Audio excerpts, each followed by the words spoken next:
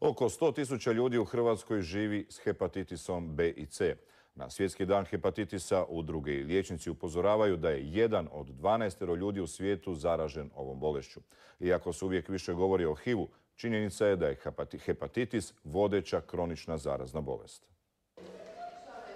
Hepatitis se prenosi spolnim kontaktom i krvlju. Na koji se od ta dva načina zarazio Ivan Pavina, kaže ne zna. No prije 3 tjedna shvatio je da se događa nešto ozbiljno. Mučnina, slabost, sveočaj i tako to. I u subotu sam bio sa prijateljima i jedan moj prijatelj veli, čuj Ivo, tebi su oči žute, ti sigurno imaš hepatitis. Prijatelj je bio u pravu. Ivanu je otkriven hepatitis B.